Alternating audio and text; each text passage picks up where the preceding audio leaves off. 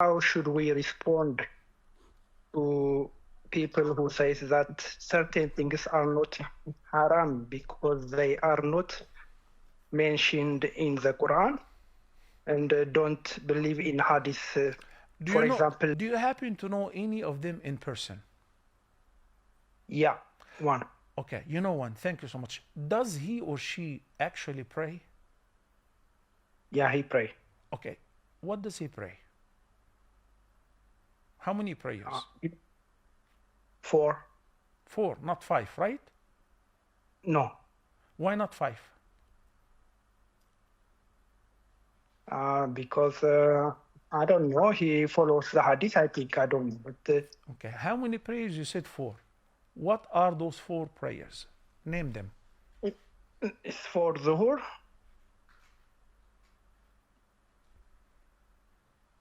I'm listening. All the viewers are waiting for you to tell them. Yeah, he pray with me Zuhur. Zuhr, how many rak'ahs? 4. Thank you so much. Where in the Quran does it say that Dhuhr is 4 rak'ahs? The same thing I told him. Thank you so much. But You're he smart still, enough. he still refused. You're smart enough to debate him and to defeat him. Just cut it short. Somebody is following his whim. Somebody is following his desire. Somebody wants to do homosexuality. Somebody wants to enjoy adultery. Somebody wants to drink. Somebody was not to pray. And meanwhile, believe that he is religious. Hell with them. Why? Because An-Nabi sallallahu alayhi wasallam predicted that. He said there will be some people, they think themselves thinkers, deep thinkers. They will be reclining on their couches. You see them sometimes in talk shows, crossed legs and reclining and say, look, we're not sure whether the Sunnah is authentic or not. It was recorded 300-400 years after the Prophet, and I would only follow what's in the Quran. Allahu Akbar. Wallahi, when you guys see one like that, you should say Allahu Akbar and say, indeed, the Prophet spoke the truth. 1450 years ago, the Prophet prophesied such evil people. And what I suggested to you, it's not because I'm super intelligent. Not because I'm very invisible or I come up with things that no one before me brought it up. No, the Prophet ﷺ brought them up. How do you pray?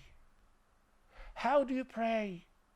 You believe and you keep telling people that I can believe in the Sunnah because I'm not sure whether it is authentic or not. I would believe you. You're the only right person. Those deviant sect, they're called Quraniyun. Not because they're Quraniyun, following the Quran, rather because they chose that name to themselves. They claim that we only follow the Quran. I would follow you. Hypothetically, for the sake of argument, let's follow the Quran. Now, how many prayers? Actually, they only pray 3 times, not 4, not 5. Which prayer do they pray? You said he prays Dhuhr with you. How many rak'ahs? 4. Why? Where can we find in the entire Quran from cover to cover that Dhuhr is 4 rak'ahs? Where do we find in the Quran that in each unit we make 2 sajdas but only 1 ruku'? Where do we find in the Quran that we have to recite Surah Al-Fatiha in every rak'ah? Or tashahhud, middle tashahhud, last tashahhud? Where do we find in the Quran that Maghrib is only 3 rak'ahs? Right? I don't have to go through the rest of the acts of worship. Once there was one of those deviant people in the masjid, which I prayed once. I was leading the prayer. Upon leaving, somebody said, we have a guy here who keeps telling us that, the Sunnah is fake, blah, blah, blah. I was, he's sitting there, and once you leave, he starts talking to people. I approached him. I said, did you pray Maghrib with us? He said, yes, I did. Jama'ah. Yes, I did. How many rak'ahs? He said, 3. I said, why? Because he said it's 3. I said, where can I find it in the Quran that Maghrib is 3 rak'ahs?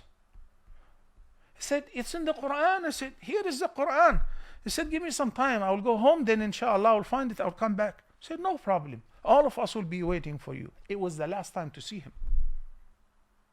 Deviant people would not come to you as devils or come in appearing as enemies of Islam. They will appear in the masjid as Muslims or new Muslims or practicing with the sole intention of infiltrating the Muslim community. Stay away from them.